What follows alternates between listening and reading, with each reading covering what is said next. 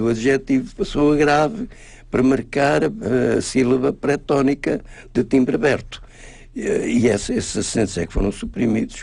Praticamente do nosso lado houve poucas alterações comparativamente com aquelas que houve no Brasil. Malaca Casteleiro esteve nesse encontro de 1900... Em 1986 foi um dos participantes, com o professor Lindley Sintra, o professor Américo da Costa Ramalho, a professora Maria Helena da Rocha Pereira, o professor Aníbal Pinto de Castro, Maria de Lourdes Belchior Pontes. Portanto, é esse conjunto de linguistas que produz o acordo ortográfico no que a Portugal diz respeito, que defende a posição portuguesa. Que aí realmente é o Brasil que toma a iniciativa, através do professor António Weiss, e procurou, eu explico isso, eu queria só destacar que o acordo ortográfico de 1990 tem um documento que é fundamental para a compreensão do acordo. A nota explicativa. Que é a nota explicativa. Ocupa 6 páginas no total das 18 que tem todo o texto, todo o acordo.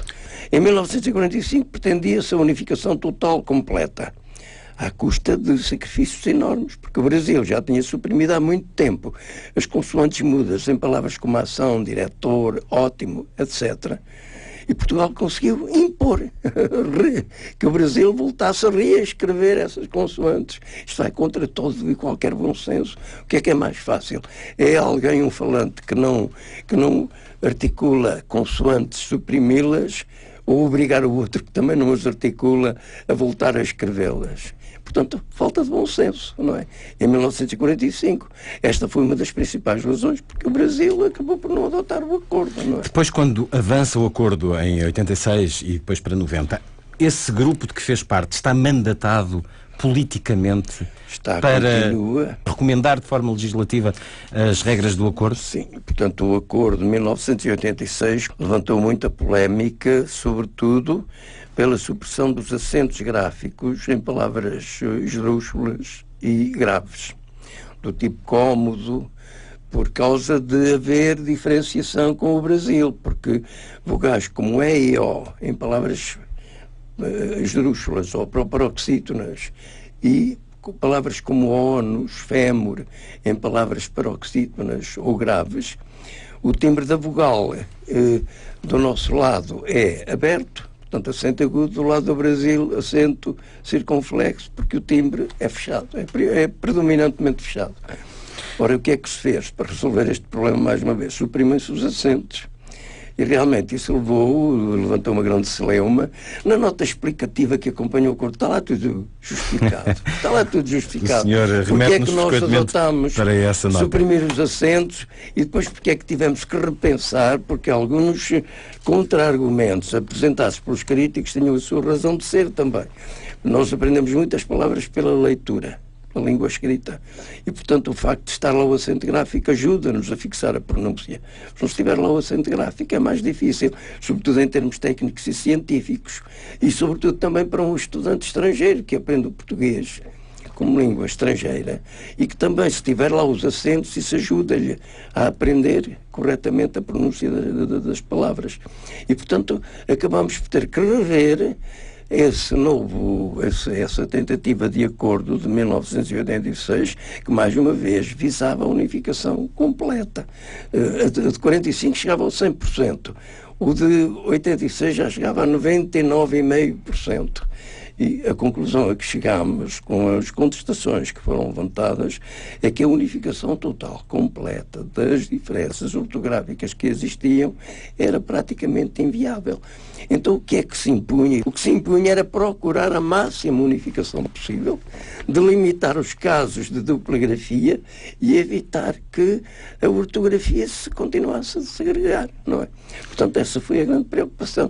Portanto, na sequência da oposição que foi feita ao acordo de 86, em Portugal, o mesmo grupo, a mesma equipa da Academia das Ciências de Lisboa tomou a iniciativa de rever o acordo de 86, e foi esse trabalho que fizemos. Eu tive aí um papel predominante, porque eu praticamente que coordenei esse trabalho, e fizemos uma investigação com base em 110 mil palavras do léxico da língua portuguesa para quantificar as diferenças que subsistiam. E, portanto, por exemplo, em relação às consoantes mudas que se suprimem, isso afeta 575 palavras, desse total de 110 mil. Em relação aos acentos gráficos, que acabamos por adotar a dupla acentuação, abrange na ordem das 1000 e tal palavras. Portanto, é uma porcentagem reduzida, mas são palavras usadas com muita frequência. São algumas palavras usadas, mas é raro utilizarmos frases que não as tenham. Também há muitas diferenças gráficas. Simplesmente os ingleses nunca levaram a cabo nenhuma reforma ortográfica. Os dicionários, sobretudo os da Oxford, resolvem esse problema. Portanto, porque se entendem e os dicionários registram as variantes gráficas, não é? Teolinda Gerson, olhando a língua nesta perspectiva histórica e evolutiva, crê que havia necessidade de a legislar, de a modificar através de lei? Obviamente que não, e eu devo dizer que estou totalmente em desacordo com esta tentativa de uniformização, porque ela é completamente impossível, nunca vai acontecer, e são os próprios brasileiros que o dizem. Eu estava a ouvir o Malaga Casteleiro e eu parecia-me que estava a ouvir um tratado de um académico, portanto algo que pertence às academias, mas que não está ligado à vida real. E eu vou falar em nome da vida real e do meu conhecimento, obviamente da língua portuguesa, mas também da variante brasileira, porque a conheço muito bem, vivi 2 anos em São Paulo, tenho imensos amigos brasileiros, aprendi a escrever português lendo também autores brasileiros, como o Machado de Assis, por exemplo, ou Guimarães Rosa, ou Drummond de Andrade, ou quaisquer outros. Nas versões brasileiras. Nas versões brasileiras, e em casa desde criança que me explicavam, no Brasil diz-se assim, esta palavra, por exemplo, IP, não existe cá, é uma árvore que eles têm lá. Explicavam eu andava para a frente e tropeçava na sintaxe, via que a gramática era diferente, a construção da frase era diferente, mas diziam-me lá, eles dizem assim, nós dizemos de outra maneira. Isso não me fazia confusão nenhuma. Léxico e sintaxe. E a ortografia? A ortografia é um pormenor. O importante é o léxico e a sintaxe. E nunca vamos chegar a acordo nenhum. E mesmo na ortografia também não. E eu estava a ouvir tudo isto e estava a pensar que um acordo que se tenta fazer, no fundo, há 100 anos, praticamente, e que não se consegue fazer, tem alguma coisa de errado na base.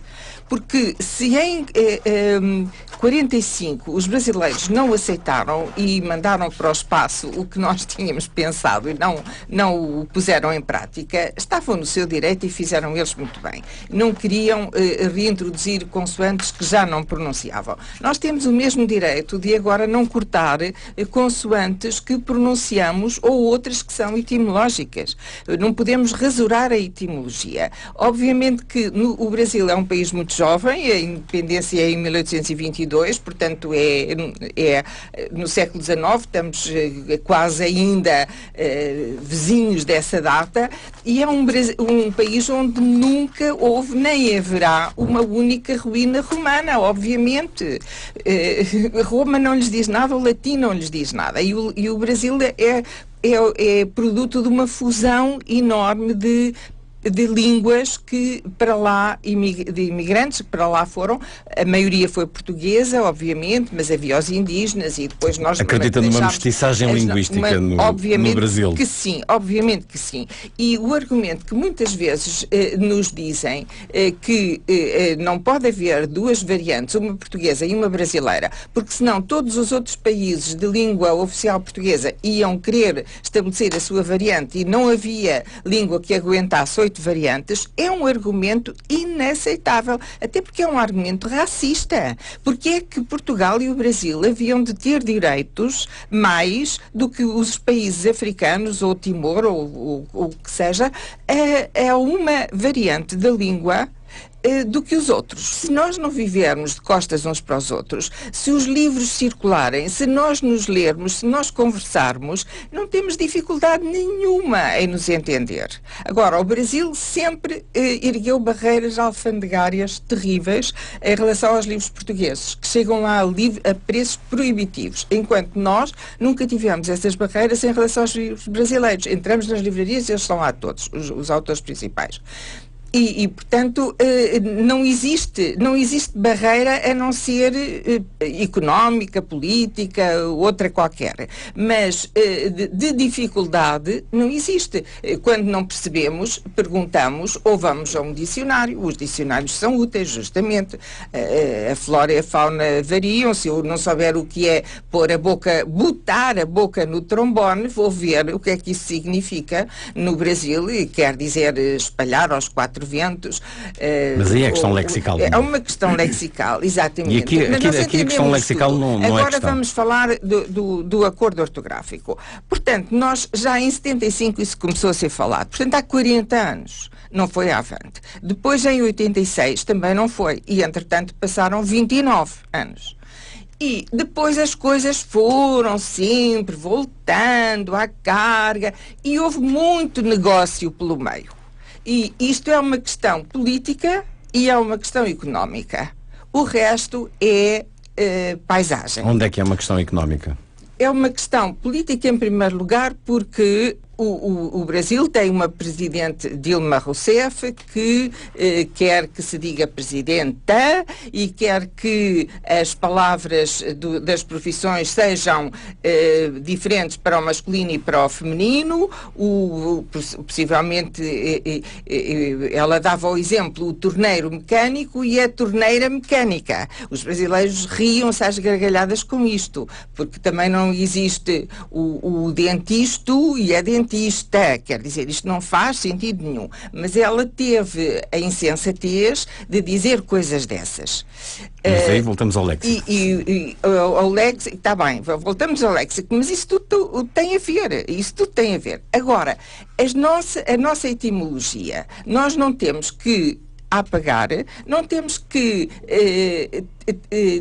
ter qualquer pudor em sermos europeus, porque somos um país com 10 milhões, enquanto o Brasil tem 200 milhões. Mas isso não é razão para nos sentirmos intimidados, porque temos tanta legitimidade a ter uma variante da língua como eles têm, independentemente do número. Não ganhamos nada com uma harmonização ortográfica. Não ganhamos nada. Em termos da força da língua perante o resto do mundo. Porque é a hegemonia do português do Brasil. Aliás, como o Malaca Casteleiro sabe, as diferenças são muito maiores no português do que no Brasil. As palavras são. Eu já rebato isso. Isso não é verdade.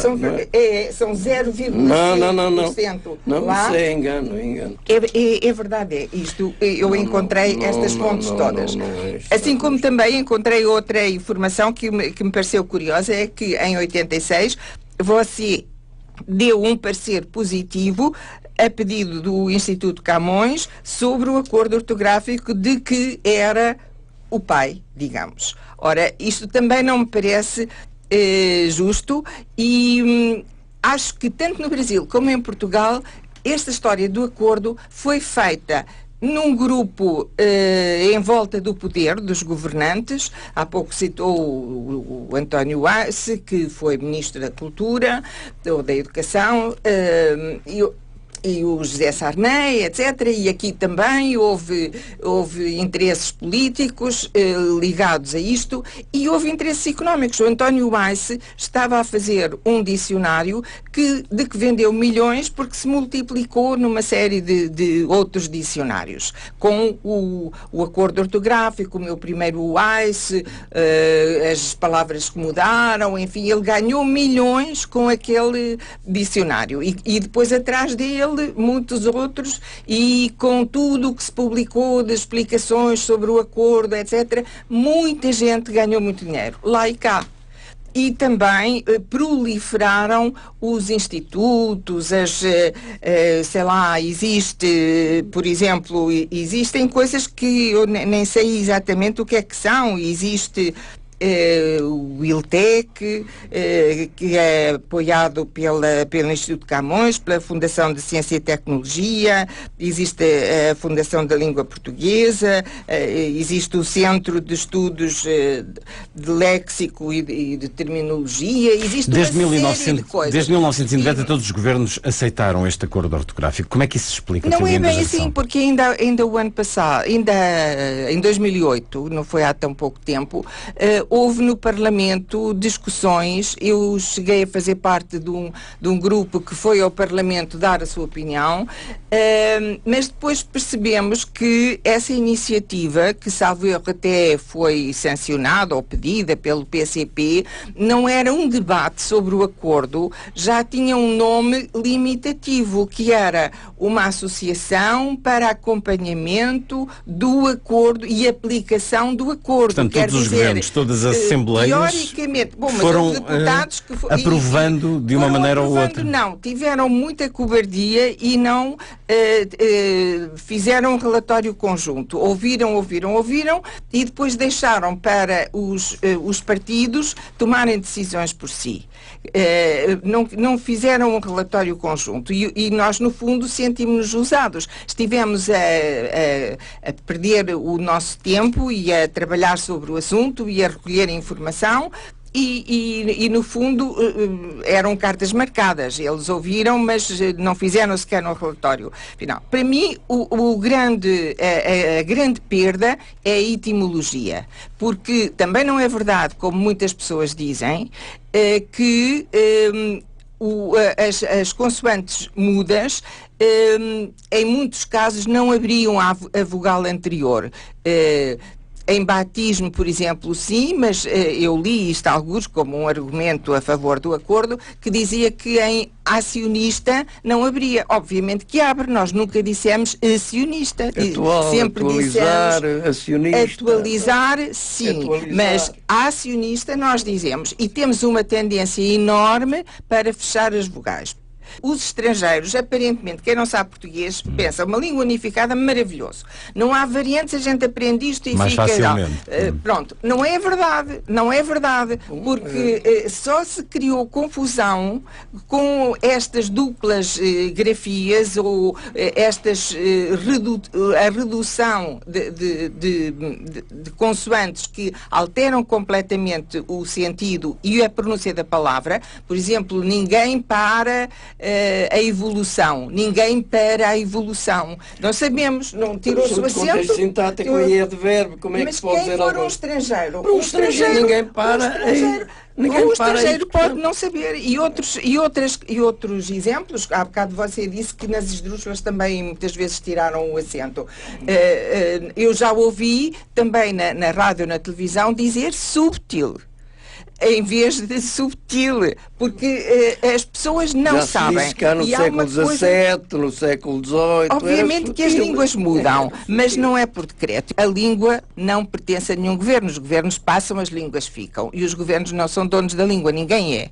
E ninguém é dono da língua, ninguém é inquilino. Portugal não tem mais direito à sua própria língua do que os outros que a usam. Mas cada um que a use como quiser e está no seu direito. Todos os países de língua portuguesa têm o direito de a usar como entenderem. A língua seguirá a sua evolução e nós só temos é que conviver mais uns e outros para nos entendermos. João Malaca Casteleiro, o debate poderia ter sido mais alargado, mais trabalhado em termos do conhecimento? Foi alargadíssimo. Portanto, durante o ano de 1986, 87, houve vários debates. Nós recolhemos todos os argumentos, contra-argumentos que porventura foram apresentados. Recolheram e transformaram. E nessa altura nós achávamos que era uma coisa entre as academias e que ninguém ia ligar a importância, como em França aconteceu, e que os professores não obedecem ao que a academia resolveu nesse respeito, a esse respeito, porque... Eu peço desculpa, mas agora estava eu no uso da palavra. Okay. Eu estava aqui a olhar a sua nota explicativa, onde, por exemplo, tem este subcapítulo Incongruências Aparentes.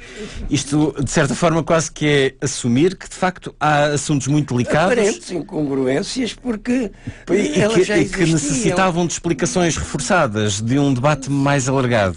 Mas reconheço que é o próprio João Malaca Casteleiro que escreve como título Incongruências Aparentes. Portanto, há aqui fragilidades que o senhor tenta fortalecer. Eu gostava de dizer aqui alguma coisa, porque a professora Teolinda Gerzão está a confundir muita coisa. É que a questão que está em causa é a ortografia. É uma ortografia comum. Não são as variantes lexicais, nem as variantes sintáticas. Portanto, a questão do Acordo Ortográfico de 1990 só tem que ver com a ortografia. E se nós não tivéssemos uma ortografia, como é que ensinávamos a língua portuguesa nas escolas? Se não houvesse uma ortografia decretada pelo governo, por um governo, qualquer que ele seja. Porque é que em 1911 se fez uma reforma ortográfica? Porque a ortografia era caótica. E, portanto, em 1911 fez-se, se fala em atentado à etimologia, o maior atentado à etimologia foi feito em 1911, que se suprimiram uma quantidade de consoantes e de Hs o PH foi substituído. Portanto, houve o Y que foi substituído, houve uma reforma profunda. 1990 é apenas um acordo em que procuramos ceder de um lado e do outro, no sentido de unificar o mais possível. Portanto, digamos que o Brasil cedeu em muito mais aspectos do que nós. Nós cedemos na questão das consoantes mudas, não é? Consoantes mudas que eles já tinham suprimido e que nós realmente suprimimos. Mas, na questão dos acentos, nós só suprimimos o acento agudo nos ditongos oi, heróico, estoico. Ora, eles suprimiram aí e suprimiram no ditongo ei de palavras graves, do tipo assembleia, ideia. Suprimiram o acento gráfico em voo, em jogo, que eles ainda usavam, nós já tínhamos suprimido. Portanto, eles suprimiram o trema, que nós já não usávamos. Portanto, o Brasil fez isso, uma grande quantidade de cedências para conseguirmos encontrar uma ortografia comum. Agora, realmente, a questão do fechamento das vogais átonas, das vogais muito pretónicas e, portanto, vogais átonas, a tendência do português europeu para o ensurcimento das vogais já vem dar muito longo, já vem dar muito tempo. O professor Hernani Cidade passou os últimos anos da sua vida a combater a vocalofagia dos portugueses. Nós somos vocalófagos, comemos as vogais. Ora, não é o facto de suprimirmos consoantes mudas que vai alterar esse estado de coisas. Este estado de coisas só pode ser combatido através do ensino. Através do ensino da língua portuguesa é que nós podemos levar os nossos alunos a reforçar a abertura das pretónicas, a manter as pretónicas abertas. Portanto, é uma questão de ensino. Por outro lado, realmente, a questão das variantes. Portanto, nós não tínhamos possibilidade de unificar. Portanto, disse porque é que nós fizemos uma reforma ortográfica. Ela começou em 1911. Em 1911, se o Brasil tivesse sido chamado a colaborar na reforma ortográfica, o problema tinha-se resolvido nessa altura, porque o Brasil adotava uma ortografia comum, porque as diferenças, as variantes, são sobretudo no domínio lexical e algumas no domínio sintático. E essa diversidade há de continuar a existir. E não aceita que haja uma subalternização ao português do Brasil neste Não acordo, há uma subalternização, pelo contrário. Os brasileiros são um país muito jovem, mas têm um grande apreço, uma extraordinária admiração pela Europa, por Portugal. Eles gostam imenso de Portugal. Mas esse argumento da amizade e de não sei quê não colhe, porque na verdade não é assim. Estou de acordo com o que disse o Malaca Casteleiro neste aspecto. O ensino é que fracassa completamente e nós deveríamos ensinar os alunos a dicção correta do português e devíamos combater esse engolir das vogais. Os brasileiros fazem o contrário e é por isso, e é essa a grande razão que faz com que muitos estrangeiros prefiram aprender a variante brasileira. Inteiramente de acordo. Percebe muito melhor. Eles põem inclusivamente um I onde ele não está em isnob, porque tem uma repugnância a dizer duas consoantes juntas. Snob para eles não existe, tem que ser isnob. E até admirar, eles dizem admirar. Há um izinho que soa ali. Dizem, mas não escrevem. Não escrevem, mas nós também dizemos dizem, igreja na maior parte das vezes e não pomos lá o I. E não pomos lá o I. Mas é verdade muito, que ninguém nós põe um M. fazemos nós, por exemplo, para dizer a escola, tudo bem, nós comemos ali aquele a escola, pronto. Mas, no plural, temos que pronunciar as escolas, com o som de Z, as escolas. E não mas as escolas. ouve-se na televisão as Colas. Colas são colas de colar. Ou as escadas. Não existem escadas. As escadas. E isso, inclusive, os locutores, os pivôs, têm uma dicção péssima. E os atores de teatro também, os filmes péssimos. A gente vê os filmes portugueses. Está quase em desuso esse esforço. E outra coisa que a mim me choca é que é assim: a Wikipédia, que é gratuita, está toda traduzida no português do Brasil. A tradução assim. Tal Agora, como a o que dicção. É que nós andamos a fazer? Com tantos institutos, com tantas coisas, com tanto dinheiro, eu também gostaria de saber quanto dinheiro já custou este acordo ortográfico, estas tentativas, todas estas instituições que andou a funcionar em volta da língua, quanto dinheiro custou e o que é que fizeram? Porque na prática, na vida do dia-a-dia, que é a gente ir à internet, ir ver nos cinemas e ver na televisão, não se vê nada. Devia, na sua opinião, João Malaca Casteleiro, ser já aplicada esta penalização para alunos que ainda foram formados com as regras antigas? Não. Eu não sei bem como é que isso está dito, em que termos exatos está legislado. Não tenho presente o Mas decreto, é um facto que eles vão ter esta penalização. É um exagero, porque os 5 valores... Até 5 valores. Não. Agora, eu queria realmente dizer que a questão do acordo ortográfico arrastou-se, e mesmo este 1990, por uma questão política, porque estava-se à espera que os parlamentos dos diferentes países ratificassem o acordo. Ratificou Portugal, ratificou o Brasil, ratificou Cabo Verde, e depois ratificou São Tomé e Príncipe, e Angola e Moçambique, na altura, estavam em guerra civil, não é? Portanto, não tinham condições. Houve aí. E o que falhou foi a condução política de todo este processo, não é? Agora, eu queria também dizer que, em relação ao adiamento que mencionou, da Presidente Dilma Rousseff, no Brasil, olha, a questão de Presidenta é só nos meios governamentais, porque em termos gerais ninguém diz Presidenta, é o Presidente, a Presidente, que é a regra de formação do português. Portanto, isso é uma violência. Mas nós também cá, porque se eu fosse lembrar, quando realmente estávamos a ultimar a elaboração do dicionário da Academia, que saiu em 2001, não é?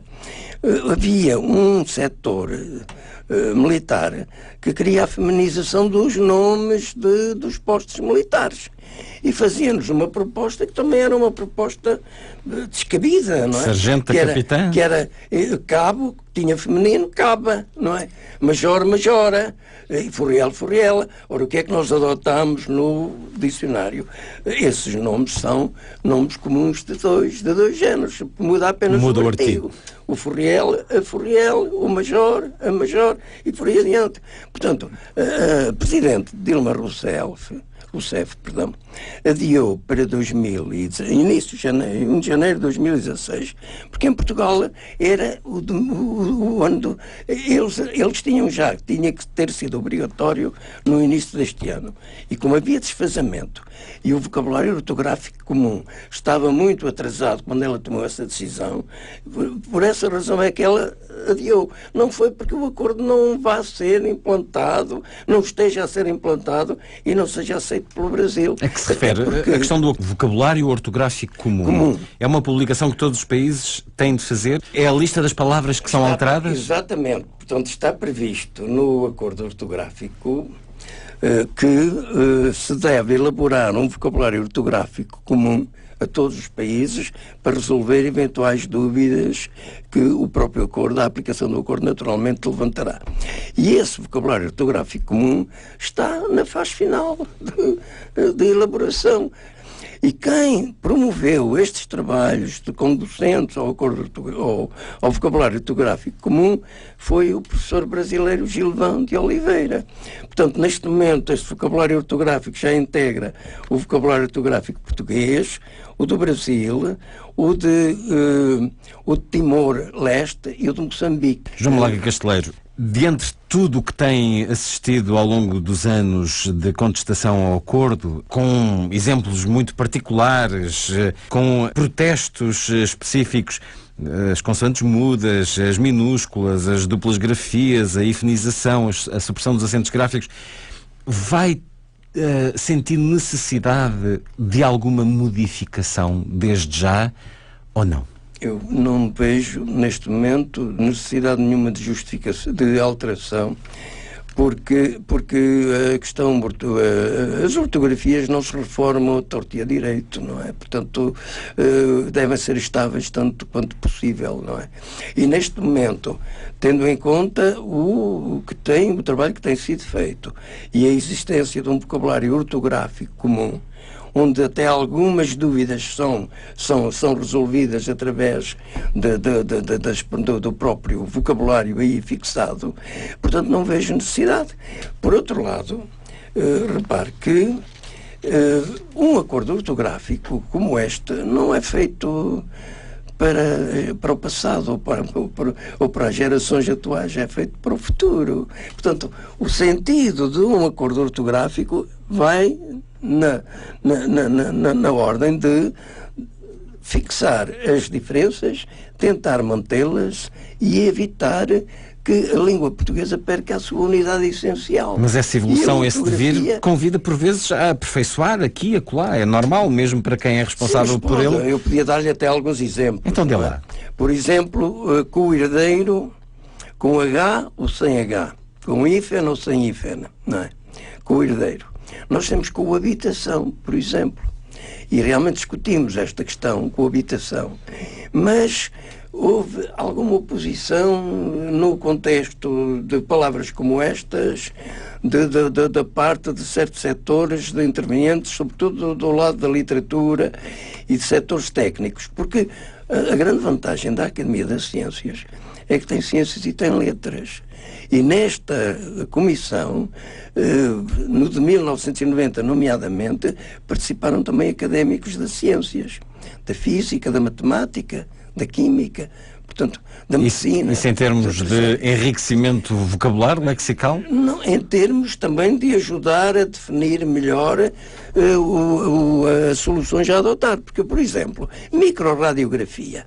Porque é que acabamos por optar por grafar os dois componentes desta formação aglutinados e duplicar o R.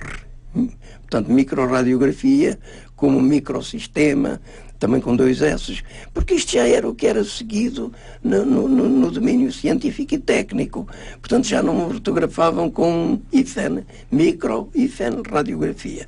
Portanto, nós tivemos em conta, nos estudos que fizemos preparatórios deste acordo ortográfico de 1990, o que era a prática já ortográfica. Porque o hífen, repare, nos dicionários, e eu vi isso em alguns dicionários, havia uma inflação enorme de palavras em duplicado, com hífen e sem hífen.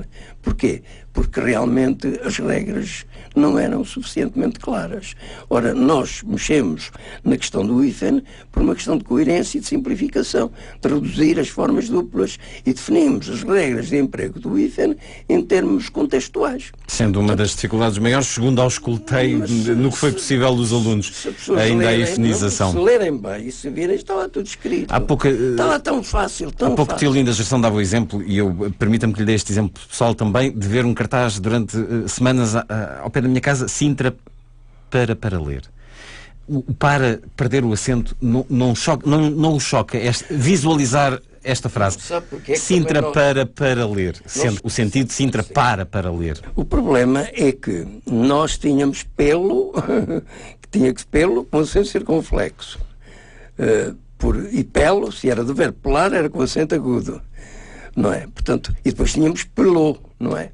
Até tínhamos pera com acento circunflexo, para distinguir de uma forma arcaica o popular, que era bura, não é? Portanto, mas isso ajudava-nos a organizar. Suprimimos os acentos coerentemente com o que fizemos em relação às palavras graves do tipo heroico, Assembleia, Ideia, estas do lado do Brasil, suprimimos os acentos nas palavras graves.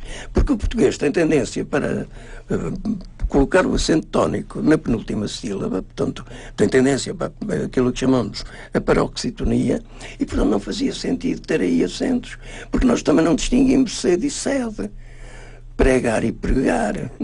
O exemplo que dava, desculpe, para. portanto, não pode ser os dois para, não é? Além disso, na oralidade, não há acentos. No grafismo é igual. Tiolinda Gerson, o que é que a choca mais em termos das alterações do acordo? Bom, eu gostava de dizer que há um grande equívoco. Há muita gente que está convencida que se nós aderirmos ao acordo vamos tornar-nos um país de negócios e a nossa língua se torna a língua dos grandes negócios mundiais. O que é falso. Com acordo ou sem acordo, o Brasil, que vai ser, se ultrapassar a corrupção e as diferenças sociais, porque menos de 1% da população no Brasil tem o dinheiro todo e a classe média quase não existe, e depois há aquelas tensões todas muito maiores que na Europa, de qualquer modo muito maiores que na Europa. Mas se o Brasil conseguir ultrapassar isto tudo, o Brasil vai ser uma grande potência económica no futuro, não tenho a menor dúvida, porque tem um potencial imenso e tem 200 milhões de pessoas e com tendência a aumentar. Dessa nós não vamos capacidade beneficiar nada. Por causa da língua comum? Não vamos beneficiar nada, porque o Brasil fará sempre e só os seus próprios interesses. Cuidará só deles. Está-se nas tintas para nós e para os nossos interesses. E, portanto, nós estamos a dar ou a vender, entre aspas, a língua ao Brasil a troco de nada. A troco de nada, não temos nenhuma vantagem nisto, nenhuma. E depois é porque estamos a perder a nossa identidade, estamos a perder a nossa força, porque nós somos um país de direito igual ao Brasil. Mas quando João Malaca Casteleiro diz que o Brasil modificou muito, prescindiu de muito, reconhece isso ou não? Nós perdemos muito mais. Além disso, o Brasil isso é preciso tem... demonstrar. Eu demonstro porque o que eu encontrei é que nós tínhamos modificado 1,6% das palavras e eles 0,5%. Mas a nossa modificação foi mais do que 1,6%. Isto está nas estatísticas. Quais são as percentagens que tem? As percentagens que tenho é que o Brasil acaba por suprimir muito mais com os acentos. Em termos desta percentagem? Sim, não esta percentagem. Há percentagens para todos os gostos. Mas tem a sua? São como as sondagens, não é? Mas a sua, qual Portanto, a minha deu, globalmente, nós conseguimos com este acordo ortográfico unificar 98% do léxico da língua, 98%. Ficam 2% com alguma oscilação. E desses 2%, o Brasil está normalmente metade ou à volta disso.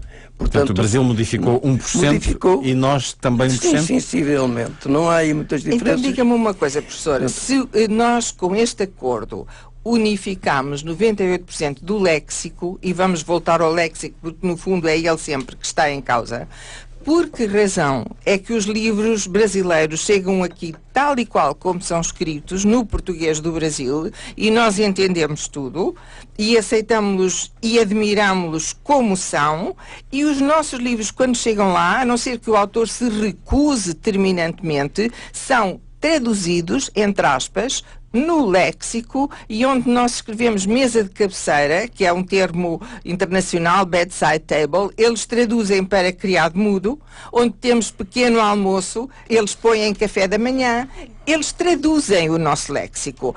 E aqui está outra das minhas grandes divergências, é que o Brasil vai querer sempre mais. E vamos andando de discussão em discussão, andamos nisto há 100 anos, ingloriamente, sem vantagem nenhuma para ninguém, de costas voltadas, a criar, por vezes, pequenos conflitos e pequenas irritações que se podem transformar num desacordo total. Que sentido faz os livros portugueses, escritos por escritores portugueses, chegarem ao Brasil e as editoras portuguesas pedirem sempre para os escrever em português do Brasil, reescrever. Aliás, estão a fazer isso também com Machado de Assis e com grandes escritores brasileiros.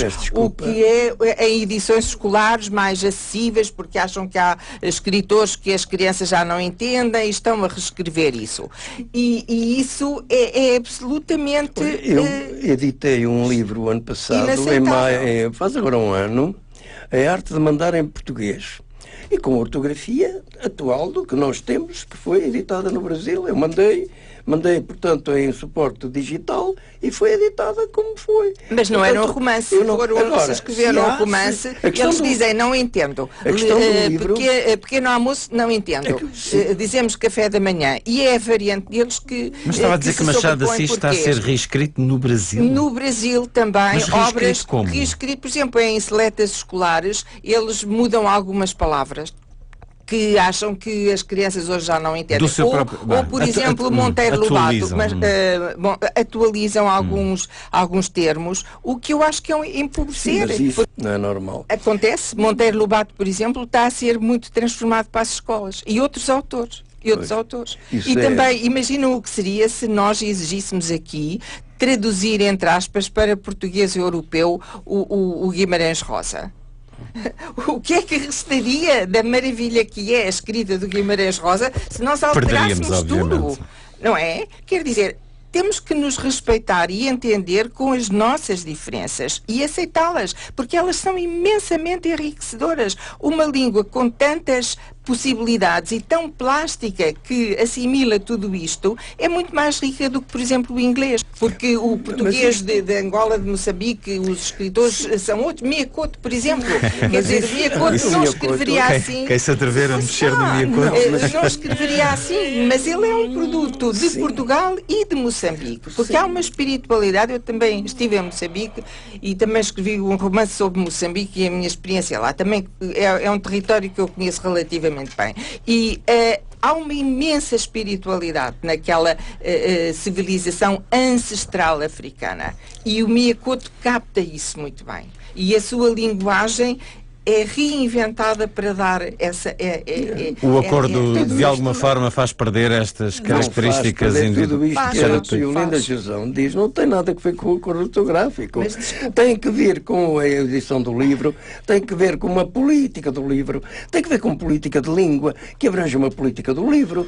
E, portanto, nós não defendemos, não temos uma política linguística. E se tivéssemos uma política linguística que devia ser definida em conjunto com todos os países de língua portuguesa, através do Instituto Internacional da Língua Portuguesa, nós com certeza... Instituto Internacional, há um instituto, sim, mas que é um organismo da CPLP. Deixemos as pessoas em paz, os países evoluir, problemas comuns da língua. Muito bem, sem isso. Mas no percurso do acordo ortográfico foi tida em conta ou foi também trabalhada a questão editorial? Pelo menos no campo das recomendações. Nem convinha que fosse, porque isso vem por afastamento. Um bom negócio para as editoras, obviamente. Não tinha que ser. Nem convinha que fosse. Só em Angola é que foram levantados mais problemas em relação à integração dos termos próprios angolanos, provenientes do quimbundo. Acha que pode haver algum problema para este acordo ortográfico se Angola demorar a ratificação?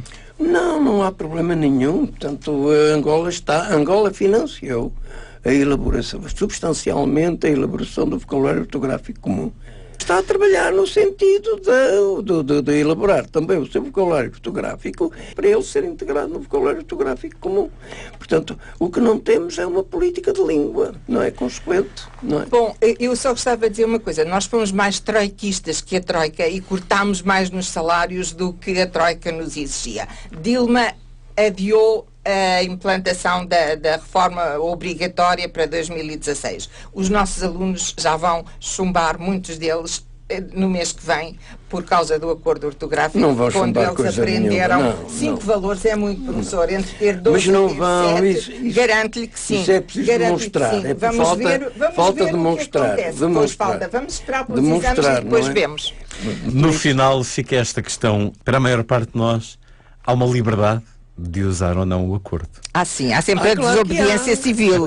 Há a desobediência civil. Não em termos de desobediência civil, porque não somos castigados legalmente, a não ser os alunos neste caso, mas para a grande maioria das pessoas permanece esta liberdade. Sim, as pessoas não querem, nem no Brasil nem aqui. Há milhões de pessoas que nunca vão usar.